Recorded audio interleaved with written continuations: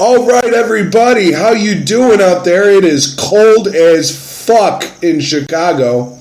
It is minus 14 with the wind chill, and we have a very special episode for you today. Very, very special episode today. This episode today is called Artist Reach with Justyn Brodsky. We want to give a round of applause to Justyn Brodsky. Excellent, excellent, excellent. Hello, Chicago. Yes. Say hello to the audience, and what is, just for out of curiosity, what's the temperature in New York City right now? Oh boy, temperature in New York City. It's staggering cold as hell. Let me just take a quick check to see the exact temperatures right now. It's let me see. I know we had a very warm Christmas. That was very rare. That's something that I think we're going to pay for later in several ways. I think we're looking at about 12 degrees right now. So, and that's being nice. So, you know what I mean? As long as it's not windy, I think the wind does the most impact. So besides that, we had a 62-degree Christmas, and we had a 67-degree New Year's Eve. So I think, given us that gift of, having that warmth, I think we're going to pay for that for the next 2 months. So we enjoyed it, and we're about to get brutally punished for it. So we're preparing for it. Excellent. Well, not excellent. That's actually horrible. But, we had a pretty warm Christmas out here, too. Let's see. Let's get down to it. Who are you, Justyn, and what organization do you represent on the internet that helps artists? Okay, well, I am a simple guy. For the most part, I consider myself simple. With some, complexities like anybody else. I tend to think I'm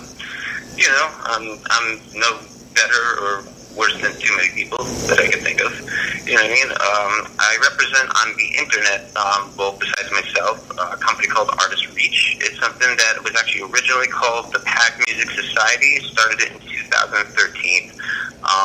What it was the Pack Music Society was a platform dedicated to indie artists. So what I intended to do was build a really large network and get all my music connections together. Get everyone that I know from, whether it's from the past, people that I meet, and really get out there and connect with everyone. I went to Washington Square Park, which is one of the most musical parks in New York City, played guitar there, met musicians there, just basically networked with as many people as I possibly could, and then basically, put them on, like, Twitter. I started a Twitter, a Facebook, and they all got pretty large, you know what I mean? And then what I decided to do was start with some artists, getting some of their music out there and, getting a good reputation. And, as someone that's just trying to, give some people a chance in front of a large audience. And, some of the people that I know in the industry are label affiliates, or they run labels, or, they have something to do with the industry in a really positive way.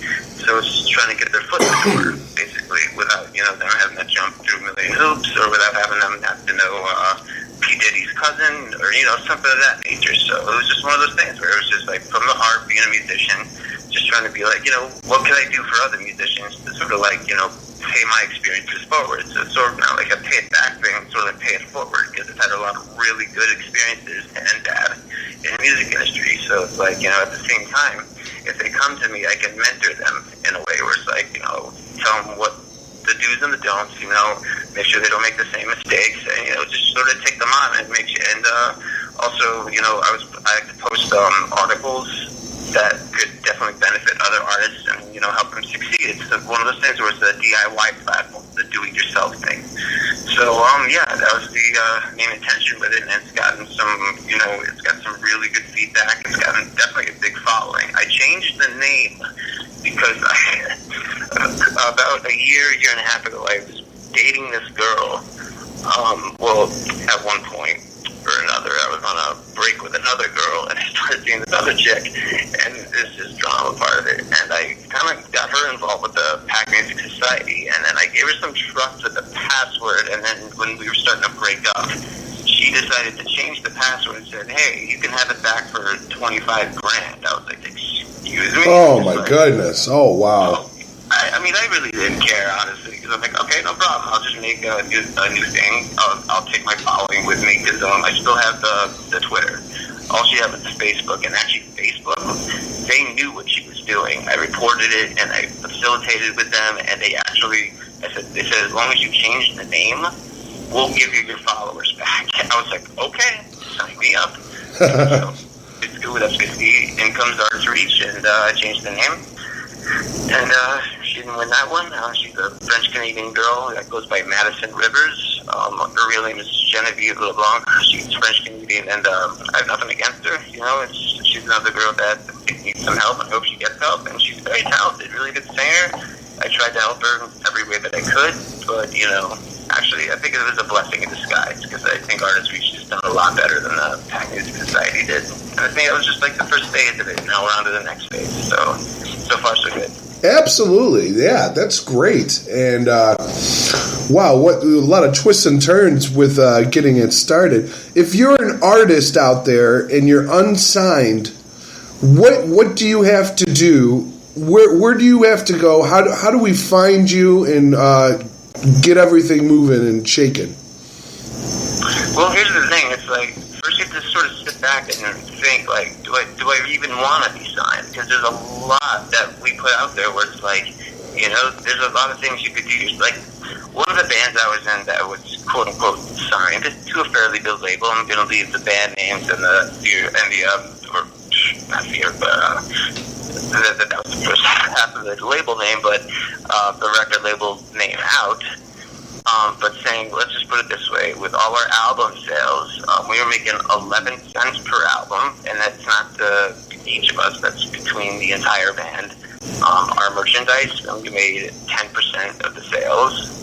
The only time we ever really made any money or even did anything was if we were on a tour, and then at home, basically, we had to go to restaurants and do regular jobs that we could have been doing all year round and been home. And it's cool getting some fans and some recognition and playing some notable tours and stuff like that. But, I mean, honestly, we weren't getting any bigger than we were. So it was just sort of like, we can continue to do this and be traveling the country 2/3 of the year and, be away from our families and girlfriends and loved ones at all times. And at first, like, it's an adventure. You love it. You want to spend your life on the road, but eventually you get exhausted. So it's just like, you kind of want to settle back, and it's like, all right, well, that's fun and that's awesome, but, it's not going any further than this. So, something's going to happen. That's something that we sort of had to do a standstill with. So that's what we did. So, yeah. So you're saying, you don't necessarily even want to be signed if you're an artist. Depends on the circumstances. If the contract is really good and you have an attorney to look it over, I would say, definitely don't rule it out completely. I would say definitely look into the situation and see what the offer is and see what you could be signed to a very large label. My father was on a Columbia Records band, but they were definitely not a priority. They were basically like an opening act for everything, and they didn't even put out a record for them, nothing. So it's like you could be signed, and there's a lot of large artists, there's a lot of big artists nowadays that, drop off of Interscope or drop off of Virgin and then go with an indie label like E1 or Koch because they're not a priority on those bigger labels. The indie labels are making them a priority and actually are getting them more distribution rights and they're getting more money for their sales and stuff like that. So really, it's not that you shouldn't be signed. It's just be signed under the correct circumstances. And that's another thing that we have knowledge about. And Artist Reach, between me and I have a co-CEO named Michael Lanati, both of us being musicians, it's a for musicians by musicians platform. So that's one thing that we take pride in, is the fact that, we're not a bunch of college grads doing this as a hobby. We're not a bunch of, and I'm not making fun of them or anything. But I'm just saying, what I mean? It's like, people ask, well, why should we go with you guys? It's like, well, we've been there and done that. Okay. So, we kind of go with that abstract, it's just like, hey, we can help you because we didn't just learn it, we've experienced it, we lived it. So we go out there and, we try to help them, based off of our experiences. And if there's something that we don't know, chances are we could bring them to the person that does know. You know what I mean? It's just in case, because we don't know it all. No one knows it all. So if we end up at something where we're not exactly sure, either we research it ourselves or we know somebody that can know that situation a lot better. Okay, excellent. Now, about the artists in Artist Reach, if you're a country and western musician or a hip hop artist, does it matter the genre? Can you be any kind of artist? I mean, yeah, that's one thing we've always been very open-minded about, is like, we don't really say, well, hey, we were only accepting this genre, or we're only exploring this genre. Sometimes we'll do something that's dedicated, like, hey, hip-hop artists, we're doing this. You know what I mean? So if you're a hip-hop artist, you know, we're doing something for the roster on this. Or if you're a rock artist, we have this going on. Sometimes we specialize certain areas. But, you know what I mean? If you come in, no matter what it is you do, like, we just did a review for a really amazing chorus group from Africa called Falsetto.